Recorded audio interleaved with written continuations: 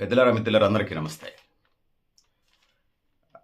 ఇది శాస్త్రీయంగా కాదు, జనరల్‌గా చూడండి. వీడియోస్, వ్యూవర్స్ కోసం అనేది కూడా కాదు. రకరకాల భౌతికవాదం ఉన్నది, భావవాదం ఉన్నది దేశంలో. ప్రపంచంలో కూడా ఉన్నది. దేవుడిని నమ్మేవాళ్ళు, దేవుడిని నమ్మని వాళ్ళు ఉన్నారు. అది పరిస్థితి. నా ప్రశ్న, దేవుడు మీకు ఒక అవకాశం ఇస్తే, చనిపోయిన వాళ్ళలో ఒకరిని వెనక్కి తెచ్చుకో అంటే మీరెవరిని తెచ్చుకుంటారు? మళ్ళీ చెప్తాను. దేవుడు మీకు ఒక అవకాశం ఇస్తే, చనిపోయిన వాళ్ళలో ఒకరిని వెనక్కి తెచ్చుకో అంటే మీరెవరిని తెచ్చుకుంటారు? నాకట్టుకు నేనైతే ఫ్యామిలీ పరంగా మా అమ్మమ్మ వాళ్ళ ఆయన, మా తాతయ్యని టీవీ కింద తెచ్చుకుంటాను. ఆయన ఉంటే ఫ్యామిలీ పరంగా కాదు, పాలిటిక్స్ కూడా రివ్యూస్ చేస్తాడు. సో, అన్నీ చెప్తాడు నాకు సంబంధించి. నేనే పెద్దగా రిసీవ్ చేసుకోపోయేవాడిని. సో, ఆయన చెప్పినవన్నీ బ్రహ్మంగారి కాలజ్ఞానంలాగా నిజమవుతున్నాయి. మొదట మనిషికి ఏంటో దేవుడు ఎలాంటి అవకాశం ఇస్తే, కొంతమంది మళ్ళీ జన్మ ఉందంటారు, మళ్ళీ జన్మ లేదని అంటారు. ఏదేమైనప్పటికీ ఇది ఒక ఊహాజనితమైన ప్రశ్నే కానీ శాస్త్రీయబద్ధమైందని కాదు. కాకపోతే జనరల్‌గా మాట ముచ్చట వచ్చినప్పుడు తనని తెచ్చుకుంటాను.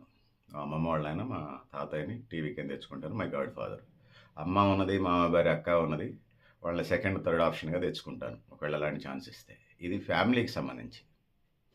దేశానికి సంబంధించి వచ్చినప్పుడు మొదట అమ్మ సావిత్రిబాయి పూలే, డాడీ జ్యోతిరావు పూలేని తెచ్చుకుంటాను. అంబేద్కర్ని తెచ్చుకుంటాను. సంత్ గాడ్గే బాబాని తెచ్చుకుంటున్నాను. నాయనమ్మ చాకలి ఐలమ్మని తెచ్చుకుంటాను. భగత్ సింగ్ని తెచ్చుకుంటాను. సుభాష్ చంద్రబోస్ని తెచ్చుకుంటాను. అల్లూరి సీతారామరాజు తెచ్చుకుంటాను. తొలితరం నాయకులందరినీ తెచ్చుకుంటాను. దేశ స్వతంత్రం కోసం పోరాడినటువంటి, జైళ్ళల్లో మగ్గినటువంటి నాయకుల్ని తెచ్చుకుంటాను. దేవుడు నాకు అవకాశం ఇస్తే.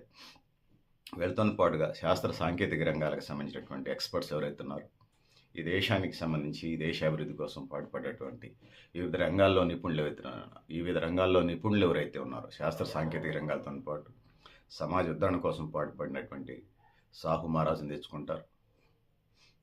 ఛత్రపతి శివాజీని తెచ్చుకుంటాను. సర్దార్ సర్వాయి పాపను తెచ్చుకుంటాను. కొండా లక్ష్మణ్ బాపూజీని తెచ్చుకుంటాను.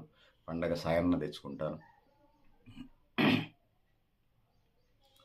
ఇంకా చాలామంది ఈ దేశం కోసం, ఈ సమాజం కోసం హర్నిశలు కష్టపడిన వాళ్ళందరినీ తెచ్చుకుంటాను. సో, ఈ ప్రశ్న చర్చకి, డిబేట్కి పనికొస్తుంది. అందుకోసమే సో శాస్త్రీయబద్ధంగా ఆలోచించినప్పుడు వాళ్ళందరినీ తెచ్చుకునే అవకాశం వస్తే మాత్రం వాళ్ళందరినీ ఈ దేశ ప్రయోజనాల కోసం పనిచేసిన వాళ్ళని మరింత 100 ఏళ్ళు, 1000 ఏళ్ళు బతికే అవకాశంగా తెచ్చుకొని దేవుని ప్రార్థించి దేశాన్ని, ప్రపంచం నడిపించే శక్తిని మనం కోరుకుంటాను. వాళ్ళతో పాటుగా ఇంకా మరింతమంది స్వతంత్ర సమరయోధుల్ని, దేశభక్తులైనటువంటి నాయకుల్ని, శాస్త్ర సాంకేతిక రంగాల్లో వివిధ రంగాల్లో నిపుణులైన ఎక్స్పర్ట్స్ని తెచ్చుకొని ఈ దేశాభివృద్ధికి, ప్రపంచానికి మార్గదర్శక దేశపోయే కార్యక్రమాన్ని తెచ్చుకుంటాను. ఎథిక్స్ కలిగిన, నిజాయితీ కలిగినటువంటి నాయకుల్ని, ప్రజలను కూడా తెచ్చుకునే ప్రయత్నం చేస్తాను. యేసుక్రీస్తు ప్రపంచ ఊపిరి వచ్చిన తర్వాత ఒక పడవలు అందరినీ, అన్ని రకాల జీవజాతుల్ని, మనుషులతో పాటు జీవజాతులు పడతారు, అట్లాంటి వాళ్ళందరినీ తెచ్చుకొని కొత్త సమాజం నిర్మిస్తాను. సో ఇది ఊహాజనితమా, జనరల్ చర్చ అయినప్పటికీ ఇది. కానీ అవన్నీ సాధ్యం కాదు కాబట్టి నవనిర్మాణం కోసం ఇప్పటికే నేను, నా అలాంటి ఐడియాలజిస్టులు ఎవరైతే ఉన్నారో చాలామంది పనిచేస్తూ ఉన్నారు. మొదట్లో నేను చదువుకునేటప్పుడు ఈ ప్రపంచాన్ని ఎవరు నడుపుతాడు అనే ఆందోళన ఉన్నది. పాలిటిక్స్లోకి వచ్చినప్పుడు రాజకీయాలు నడుపుతాను అనుకున్నాను. పాలిటిక్స్ నుంచి బయటకు వచ్చిన తర్వాత నాకు అర్థమైంది ఏంటంటే, ఈ దేశం కోసం పార్టీలు వేరైనా కూడా దేశం కోసం పనిచేసేటువంటి, అహర్నిశలో పనిచేసేటువంటి, మిలిటరీతో పాటుగా, మిలిటరీకి సమానమైనగా, మిలిటరీకి ఎక్కువ తక్కువ నేను చెప్పలే కానీ మిలిటరీ, ఆర్మీ, నేవీకి సమానమైనటువంటి దేశభక్తి కలిగినటువంటి చాలామంది దేశంలో, సమాజంలో పనిచేస్తూ ఉన్నారు. వాళ్ళందరినీ మనం ఐడెంటిఫై చేసి ముందుకు తీసుకుపోయే కార్యక్రమం చేయటం మనం చేయాల్సింది. సో దొంగల్ని, తాగుబోతుల్ని, తిరుగుబోతుల్ని, ముండల ముఠాకూరల్ని, డ్రగ్స్ వ్యాపారుల్ని, గంజాయి వ్యాపారుల్ని, వీళ్ళని కదా మనం ఎంకరేజ్ చేయాల్సింది.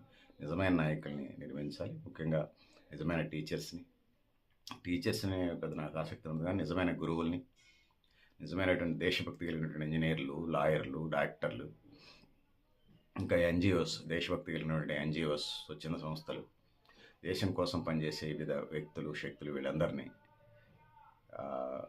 నవనిర్మాణం కోసం, నవభారతం కోసం, నవప్రపంచం కోసం తయారు చేసుకొని ఆ వైపుగా ముందుకు నడిపిద్దాం.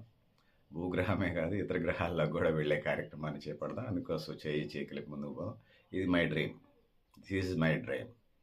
ఈ దేశం నా దేశం, ఆ దేశాన్ని ఈ దేశం ఆక్రమించుకునే కథా కార్యక్రమం కాదు. My dream, big dream.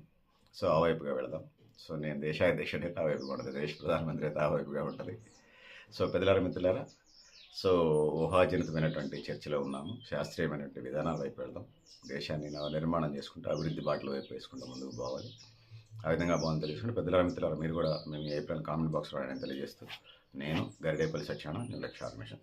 Thank you అని ఉండాలి పెద్దలారా మిత్రులారా.